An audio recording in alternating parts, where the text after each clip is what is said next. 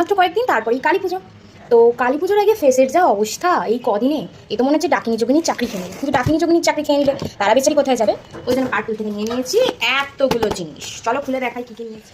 প্রথম প্রোডাক্ট হচ্ছে গুড ভাইবসের এই যে অ্যাকনে কন্ট্রোল ফেস ওয়াশ, যেটা টি ট্রি এক্সট্র্যাক্ট সমৃদ্ধ। এটাই আমি ব্যবহার করি, এটা আমার 3rd টাইম পারচেস।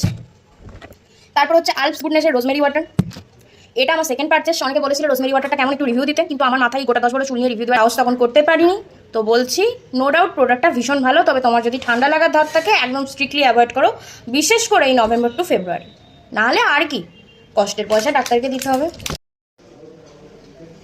আর এই যে পন্ডসের একটা ময়েশ্চারাইজার, এটা হচ্ছে দিদার জন্য। তারপর এই যে গুড ভাইবসের আমলা শিকাকাই শ্যাম্পু, এটা হচ্ছে 300 ml এর, এটা আমার ফার্স্ট পারচেস। তারপর স্ট্রিক্সের হচ্ছে হেয়ার সেরাম, এটা আমি বহু বছর ধরে ব্যবহার করি। আর এটা হচ্ছে আলপস গুডনেসের একটা ফ্ল্যাক্সিড জেল, যেটা 100 ml এর। তো দেখা যাক, এটাও আমার ফার্স্ট পারচেস। অনেকে বলছে ফ্ল্যাক্সিড জেলটা ভীষণ ভালো, তো ইউজ করে দেখা যাক। আর হ্যাঁ, এবারে আমি দুটো ফ্রি গিফট পেয়েছি, তো সেই ফ্রি গিফটগুলোকে দেখাই। ও দুটো না, 3টে। কিন্তু আমি এরকম একটা গুড ভাইবসের সিট মাস্ক, যেটা হচ্ছে 20 গ্রামের, এটা পার্ল ইলুমিনেটিং পার্ল, যাই হোক ব্যবহার করে বলবো। তারপরে হচ্ছে লরিয়ালের এরকম একটা শ্যাম্পু, এটা আমি মরে গেলেও ইউজ করবো না, কাউকে দিয়ে দেবো, যাই হোক। আর লোটাসের একটা এই যে ফেস ওয়াশ, মানে এটার মধ্যে ফেস ওয়াশটা আছে, সাইজটা দেখিয়ে দিই, এই যে এই সাইজের একটা ফেস ওয়াশ। তো এই ছিল আজকে আমার বিকি কিনি।